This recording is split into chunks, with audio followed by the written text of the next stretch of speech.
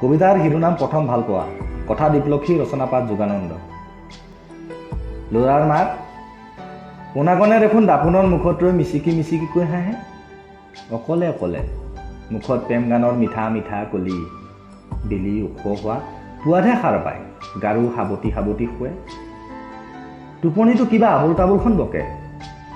ঐ ল'ৰাৰ মাক, ল'ৰা পিছলিলেও অলপ চকু দিবি। মই কওঁ কিবা, পোনাকণে আজিকালি বুজে কৰে কিবা। থৰ লাগি চকুযোৰ তাৰ ক'ৰবাত লাগি লাগি ধৰে, খোৱাবোৰো দেখোন লিৰিকি পিটিকি কিবা অখাদ্যখন কৰে। ঐ ল'ৰাৰ মাক, ল'ৰা পিছলিলেও অলপ চকু দিবি।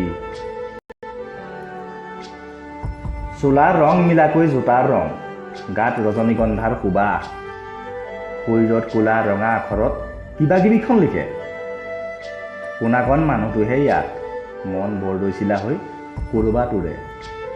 ঐ ল'ৰাৰ মাক, ল'ৰা পিছলিলেও অলপ চকু দিবি। ধন্যবাদ।